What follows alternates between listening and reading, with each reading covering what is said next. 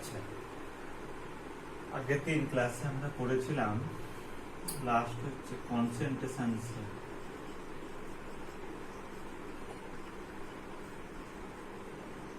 এবং আমি বলেছিলাম যে কনসেন্ট্রেশন সেল দু ধরনের হয়, একটা হচ্ছে ইলেকট্রোড কনসেন্ট্রেশন সেল আর একটা হচ্ছে ইলেকট্রোলাইট কনসেন্ট্রেশন সেল।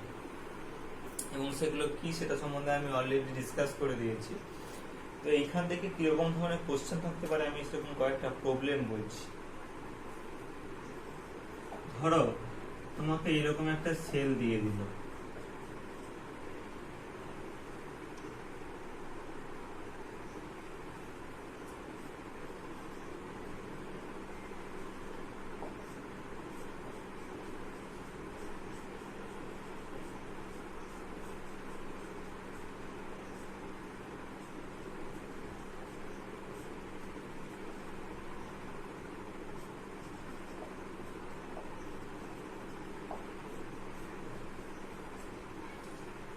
দেখে মনে হচ্ছে খুব একটা বিশাল বড় সেল, কিন্তু মোটেও না। এটা অনেকগুলো টার্ম এখানে লেখা আছে বলে জিনিসটা অনেকটা বড় মনে হচ্ছে। তো ধরো তোমাকে এরকম একটা সেলের একটা সাংকেতিক প্রকাশ দিয়ে দিয়েছে কোষে, এবং তোমাকে এখান থেকে বলেছে যে ধরো বললো যে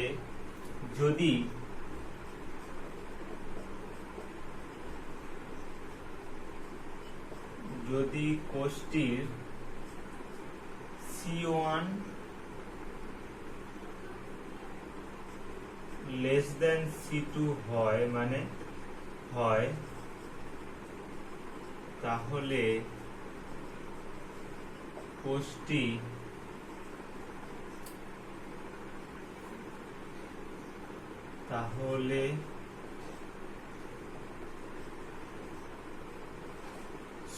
কোষটি স্বতঃস্ফূর্ত হবে কি না। কোশ্চেনটা বোঝা গেল? এইটা একটা সেলের সাংকেতিক প্রকাশ দেয়া আছে, এবং সেখানে বলা আছে যে যদি এই কোষটির ক্ষেত্রে C1 লেস দেন C2 হয়, মানে যদি C2টা C1 থেকে বড় হয়, যেখানে C1 টা কি এই সেলের কনসেন্ট্রেশন, তাহলে কোষটি স্বতঃস্ফূর্ত হবে কি না। তাহলে আমি এই প্রবলেমটা কিভাবে সলভ করব? ফার্স্ট হচ্ছে কোনো একটা কোষ স্বতঃস্ফূর্ত হবে কিনা তার ক্রাইটেরিয়া হচ্ছে, আমি আগের দিন বলেছিলাম যে যদি কোনো কোষের ক্ষেত্রে ই সেলের মানটা পজিটিভ হয় তখন কি হবে, তখন কোষটি স্বতঃস্ফূর্ত হবে। ঠিক আছে? যদি ই সেল সমান পজিটিভ হয় তাহলে কোষটি স্বতঃস্ফূর্ত হবে, বাট ই সেল যদি নেগেটিভ হয়ে যায় তাহলে সেটা কিন্তু অস্বতঃস্ফূর্ত হবে। তাহলে আমাকে দেখতে হবে যে এই কোষটির ক্ষেত্রে ই সেল মানে এর ইলেকট্রোমোটিভ ফোর্সের মানটা পজিটিভ হচ্ছে না নেগেটিভ হচ্ছে। সেখান থেকে আমরা বলতে পারবো যে কোষটি স্বতঃস্ফূর্ত হবে না অস্বতঃস্ফূর্ত হবে। ওকে, তাহলে আমি যাচ্ছি উত্তরটা করার জন্য। তাহলে দেখো এই যে আমার সেলটা দেওয়া আছে, এই সেলটা কি ধরনের সেল জানো? দেখে একটুখানি বোঝো। এই সেলটা আমি করেছিলাম, এটা হচ্ছে আমার ইলেকট্রোলাইট কনসেন্ট্রেশন সেল। দেখো এইখানে ইলেকট্রোডটা সেম আছে, শুধু ডিফারেন্ট কোনটা আছে, ইলেকট্রোলাইটটা। ওকে, এবার যদি আমি এই সেলটার ক্ষেত্রে যদি আমি কোষ বিক্রিয়াটা লিখি তাহলে কেমন হবে? আমার এই পার্টটা হচ্ছে অ্যানোড। অ্যানোড বিক্রিয়া কি হবে? অ্যানোড বিক্রিয়া হবে, অ্যানোডে হবে এখানে জারণ। তাহলে জারণ হলে হাফ H2, সেখান থেকে কি হবে H প্লাস প্লাস ই। ক্যাথোডে কি হবে? ক্যাথোডে বিজারণ হবে, দিস ইজ এই পার্টটা আমার ক্যাথোড, তাহলে সেখানে হবে হচ্ছে উল্টোটা, মানে H প্লাস একটা ইলেকট্রন গ্রহণ করবে। আচ্ছা, এইখানে একটু বলে দেই, এইখানটাতে মানে এইখানে যে H প্লাস মানে এইটা, তাহলে এখানে কনসেন্ট্রেশন কত দেওয়া আছে? C1 molar. আর এইখানে ক্যাথোডে এই সেল কনসেন্ট্রেশন দেওয়া আছে C2 মোলার, তাহলে H প্লাস ব্র্যাকেটে লিখলাম C2, একটা ইলেকট্রন গ্রহণ করছে, করে হচ্ছে হাফ H2। তাহলে এইটা হলো আমার অ্যানোড আর ক্যাথোড বিক্রিয়া। তাহলে এই দুটোকে যোগ করলে আমরা কি পাবো, নেট সেল রিঅ্যাকশন। তাহলে কি হবে, এই দুটো ইলেকট্রন এখানে পরস্পর কেটে যাবে এবং এই দুটো এখানে পরস্পর কেটে যাবে, কারণ যেহেতু এইটা হচ্ছে 1 অ্যাটমসফিয়ার প্রেসারে আছে, এইটা 1 অ্যাটমসফিয়ার প্রেসারে, যে তার জন্য কি হবে, এই দুটো H2 একই জিনিস, কিন্তু এই দুটো পরস্পর কাটবে না। দেখো এইখানে H প্লাসটা আছে C1 কনসেন্ট্রেশন, মানে C1 মোলার, এখানে আছে H প্লাসটা C2 মোলার। তাহলে এখানে অ্যাকচুয়ালি এখানে নেট সেল রিঅ্যাকশনটা হবে H প্লাস C2 থেকে হচ্ছে H প্লাস C1। বোঝা গেল? তাহলে এইটা হলো আমার নেট সেল রিঅ্যাকশন হলো। তাহলে এর ক্ষেত্রে যদি আমরা নামস্টের ইকুয়েশন প্রয়োগ করি তাহলে কি হবে, তাহলে সেটা হবে হচ্ছে ই সেল সমান E0 cell minus R T by N F. N এর মান কত দেখো, ই মানে একটা ইলেকট্রন এখানে হচ্ছে, তাহলে এখানে হবে আর টি বাই এফ ইন্টু কি হবে ln concentration of H plus, মানে এইটা, তার মানে এর এখানে কনসেন্ট্রেশন কত দেয়া আছে, কনসেন্ট্রেশন দেয়া আছে C1 molar divided by concentration of this, এর কনসেন্ট্রেশন দেয়া আছে C2 মোলার, ব্যাস। তাহলে এইটা হলো আমার এর ক্ষেত্রে ই সেলের মান। এবার এখানে বলে দেই E0 সেল, E0 সেল মানে এখানে কি হবে, E0 সেল মানে হচ্ছে E0R মাইনাস E0L।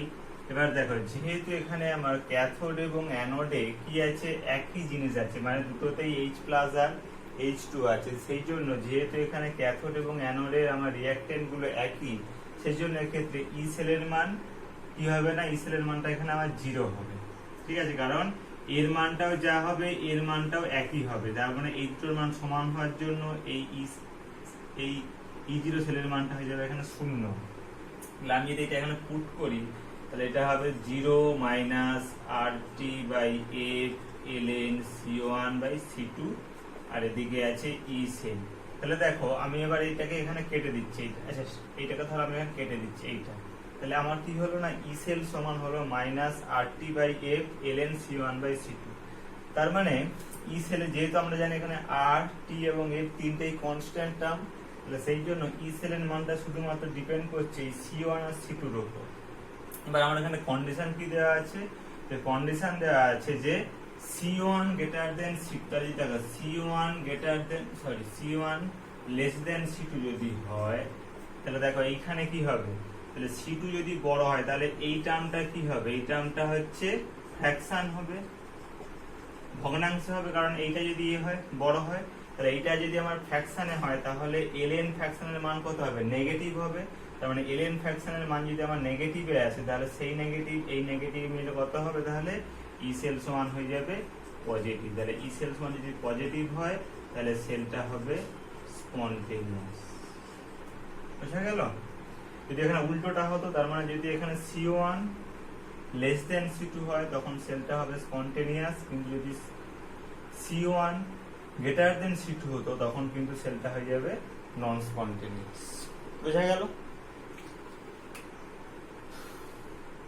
এখানে একটু জিনিস একটু আরেকবার এখানে বলে দেই যে আমি এখানে করেছি E0 সেল সমান জি, তার কারণটা হচ্ছে E0 সেল সমান E0 cathode minus E0 anode. যেহেতু দেখো এখানে ক্যাথোড এবং অ্যানোডে আমার রিঅ্যাক্টিং স্পিসিস গুলো সব একই, H প্লাস আর H2, সেই জন্য দুটোর ক্ষেত্রে E0 এর মানটা সমান হয়। এবার যেহেতু দুটোর ক্ষেত্রে সমান, অর্থাৎ সাপোজ যদি এর ক্ষেত্রে 2 হয়, এর ক্ষেত্রে যদি 2 হয় তাহলে কত হবে, 2 মাইনাস 2 করলে সেখান থেকে হয়ে যাবে এটা 0। সেই জন্য এর ক্ষেত্রে আমি করেছি E0 সেলের মান এখান থেকে আমি এখানে আমার 0 করেছি। ঠিক আছে,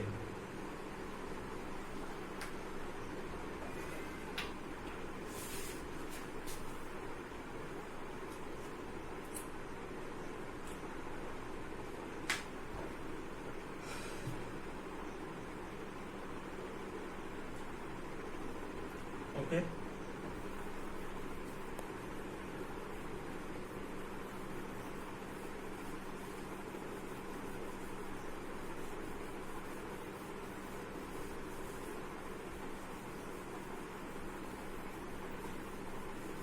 নেক্সট আর একটা আমি কোশ্চেন বলি, যে ধরো এরকম একটা সেল দেওয়া আছে প্লাটিনাম হাইড্রোজেন গ্যাস নেওয়া আছে P1 অ্যাটমসফিয়ার চাপে, তার সঙ্গে নেওয়া আছে HCl যার কনসেন্ট্রেশন বলে দেওয়া আছে C মোলার, এবং তার সঙ্গে নেওয়া আছে H2 গ্যাস, এবং যেটাকে নেওয়া আছে P2 অ্যাটমসফিয়ার চাপে, এবং ওকে। এইটা একটা সেলের সাংকেতিক প্রকাশ দেওয়া আছে। তাহলে এবার এখান থেকে বলছে যে যদি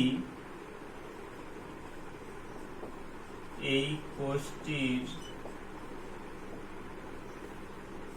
P1 less than P2 হয় তাহলে কোষটির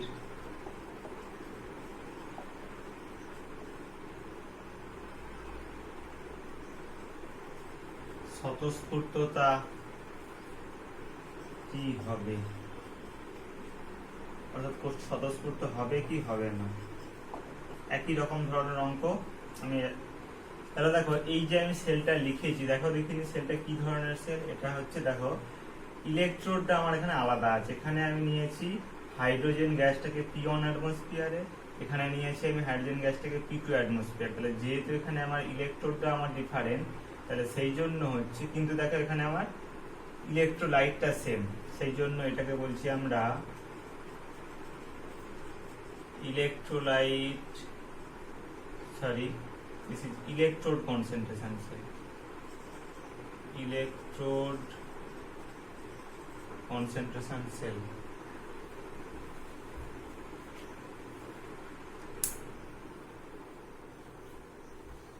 তাহলে আমি আগের মতো আবার করব। অ্যানোড বিক্রিয়া কি হবে, অ্যানোডে তাহলে কি হবে, এখানে জারণ হবে, জারণ হলে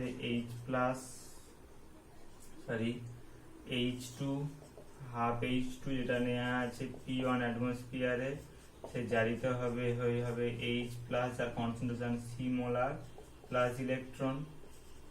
বুঝা গেল?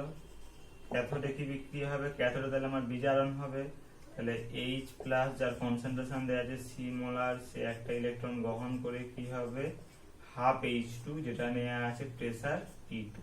ব্যাস, এবার আমি এখান থেকে নেট সেল রিঅ্যাকশন করব।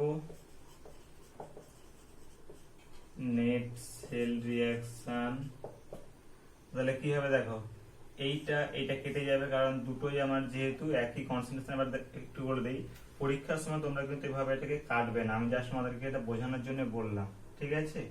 এটা ক্রমশ একই দিকে, তাহলে আর সিমিলারলি এটা এখান থেকে পরস্পর কেটে যাচ্ছে, তাহলে কি হবে আমার নেট সেল রিঅ্যাকশনটা হবে হাফ H2P1, সেখান থেকে হচ্ছে হাফ H2P2। ব্যাস, এটার ক্ষেত্রে আমি কি লিখবো, ননস্টার ইকুয়েশন E সেল সমান E0 cell minus RT by F এর মানটা কত, একটা ইলেকট্রন, তাহলে N এর মানটা 1, তাহলে minus RT by F ln কি হবে, তাহলে এখানে যেহেতু এটা গ্যাস, তাহলে এর ক্ষেত্রে আমরা নেব পার্শিয়াল প্রেসার, তাহলে এখানে পার্শিয়াল প্রেসার অফ দিস মানে সেটা কত P2 divided by partial pressure of this, মানে সেটা হচ্ছে P2 টু দি পাওয়ার কত হবে হাফ, যেহেতু এটার হাফ মোল নেওয়া আছে, divided by P1 to the power half. আমি এটাকে একবারে লিখতে পারি, হ্যাঁ এটাকে একবার লিখতে পারি, এটার মানে হচ্ছে P2 by P1 to the power half whole হলো। এবার দেখো এইটার ক্ষেত্রেও একই রকম, E0 সেলের মানটা কত হবে, E0 সেল সমান E0R মাইনাস E0L।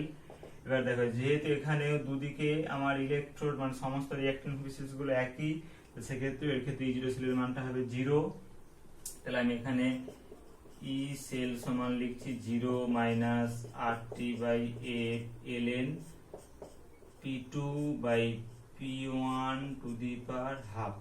ওকে, তাহলে আমি জিরোটা এখান থেকে কেটে দিচ্ছি, আচ্ছা জিরোটা থাক।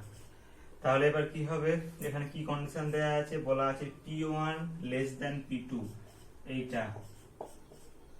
এইটা যদি হয় তাহলে P1 লেস দ্যান P2 হলো, তাহলে কি হবে আমার এই উপরের পার্টটা কি হবে, তাহলে উপরের পার্টটা যদি বড় হয়, উপরের পার্টটা যদি এখানে বড় হয় তাহলে কি হবে P2টা যদি P1 থেকে বড় হয় তাহলে এই মানটা আমার পজিটিভ হবে, তাহলে এই মানটা পজিটিভ হলে মানে এলএন দিস এই পার্টটা যদি আমার পজিটিভ হয় তাহলে পজিটিভ আগে কি আছে নেগেটিভ, তাহলে ই সেল সমান হয়ে যাবে নেগেটিভ। তাহলে ই সেল সমান নেগেটিভ হলে কি হবে, সেলটা নন স্পন্টেনিয়াস।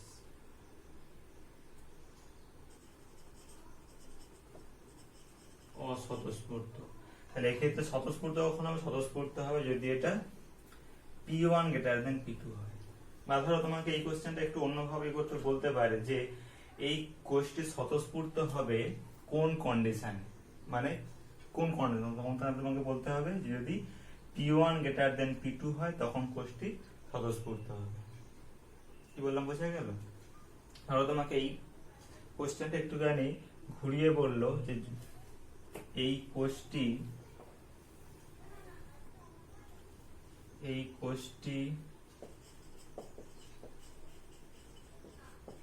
কি অবস্থায়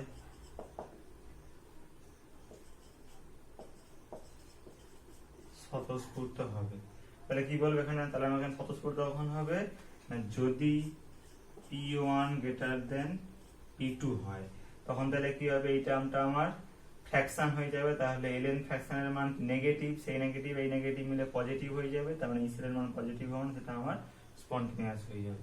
বুঝা গেল?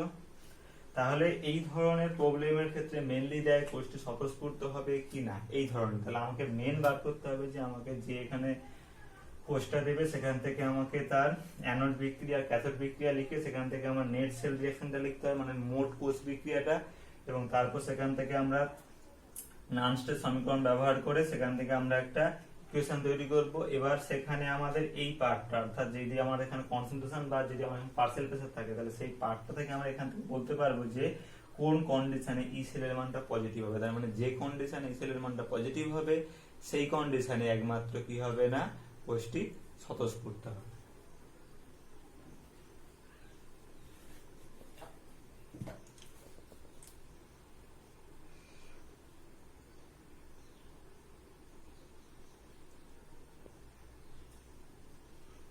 ওকে,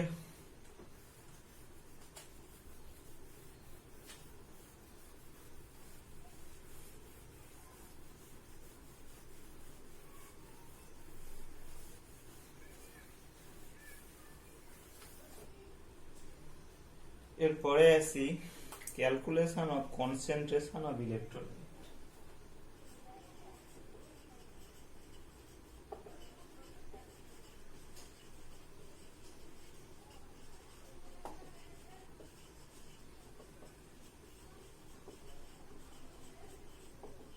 অর্থাৎ কোন একটা সেল থেকে আমরা কিভাবে কোন একটা ইলেকট্রোলাইটের কনসেন্ট্রেশন বার করব। ধরো তোমাকে এরকম একটা সেল দেওয়া আছে জিঙ্ক 2+ এর কনসেন্ট্রেশন দেওয়া আছে 0.1 মোলার এবং তার সঙ্গে দেওয়া আছে যেটা সেটা হলো হচ্ছে ক্যাডমিয়াম 2+, যার কনসেন্ট্রেশন আমি ধরলাম সি মোলার এবং তার সঙ্গে আছে ক্যাডমিয়াম। তোমাকে এই সেল থেকে এই ক্যাডমিয়ামের কনসেন্ট্রেশন মানে অ্যাকচুয়ালি সি এর মানটা কি আমাকে বার করতে হবে। কোশ্চেনটা মানে হলো বোঝা গেল? এই ধরনের অঙ্ক আমার থাকতে পারে। তাহলে এগুলো কিভাবে সলভ করব, তাহলে প্রথমে সেই একই নিয়ম, আমরা প্রথমে এর ক্ষেত্রে অ্যানোড বিক্রিয়া লিখবো এবং ক্যাথোড বিক্রিয়া লিখবো। অ্যানোড বিক্রিয়া কি হবে, দিস ইজ অ্যানোড, তাহলে এখানে হচ্ছে কি হবে না জারণ হলে জিঙ্ক 2+, যার কনসেন্ট্রেশন 0.1 মোলার প্লাস 2E। ক্যাথোডে কি হবে, ক্যাথোড এইটা, তাহলে ক্যাথোডে হচ্ছে ক্যাডমিয়াম 2+, যার কনসেন্ট্রেশন সি মোলার আমাদেরকে বার করতে হবে। সে দুটো ইলেকট্রন গ্রহণ করে কি করবে না ক্যাডমিয়াম তৈরি করবে। তাহলে নেট সেল রিঅ্যাকশন কি হবে, সেটা হবে জিঙ্ক প্লাস ক্যাডমিয়াম